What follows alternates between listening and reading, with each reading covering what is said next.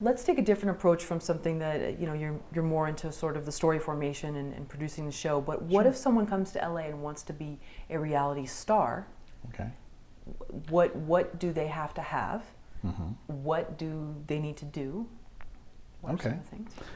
Well, it's not too hard to get on a reality show if you live in Los Angeles because they're casting around the clock. They'll post often on Craigslist. People will actually recruit for reality shows. You'll see people just approaching people in public places and saying, "Hey, have you ever thought about blah, blah, blah?" What you need to know going into it is if you're on tape or you're asked to submit something, be yourself. Don't be a cartoon version of yourself to be interesting. I have almost never seen that work. There are times where it has worked, but it's been very rare. The real you is who they want to see. And they may ask you for a heightened version of yourself, where if I talk nonstop about a particular subject, they'll say, okay, when you get on the show, just talk about it a lot. Another thing you should really know getting into reality shows is that reality stars do not make a tremendous amount of money. When you start a reality show, there are a lot of people that will be paid stipends of maybe $500 a week to be on a show. There are major celebrities that I have seen on shows who might get $3,000 an episode. That is something that's done in addition to their normal life. Trying to make a living as a reality star is pretty tough. Now, when you get into the second or third or fourth or fifth season of a show, there's a little bit more money there and you have some leverage and you can say, well, the few years that I got on the show are up, or the few years of my initial contract are up, now let's renegotiate. And that's where you start to hear about things like the Duck Dynasty guys want more money, or the housewives of blank want, more money. That people are starting to push for that. What you need to know as a reality star is that there is a brief window of time where you are going to be exposed to a lot of people. It is not a career. Don't chase it because you're going to last 5 to 7, 8 seasons on a show that's really hot, and then you're going to disappear. There's going to be nothing. So it's all about trying to figure out how to capitalize on the experience of having been on a show. You look at people like Bethany Frankel and what she was able to do as a result of having camera time and being out there. She was really hustling and pushing her own product and doing her thing, and was able to build an empire. Most people in reality shows don't do that. I will tell you that there's an agent with a major agency that I had spoken to once about reality shows as far as the representation for reality stars.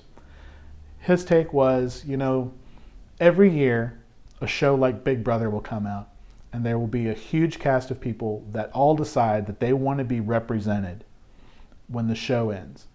It was like, well, what do you do? Well, I'm the chick with the blue hair. What do you do? Well, I'm the chick with the blue hair on Big Brother, and I'm kind of famous because I'm on Big Brother. There's nowhere for them to take you. There's nothing for them to do with you. Managers and publicists are the people who will be handling you, trying to figure out how to help you capitalize on your fame. But it's up to you to figure out what to make of the time you have on the show in order to make it count, or just realize that it's something that you do for the fun of being involved in it. There are no, I shouldn't say no, there are very few lasting stars coming out of reality. Nene Leakes is the exception, not the rule. Any advice for people post-reality stardom? How do they assimilate back into, quote, normal life?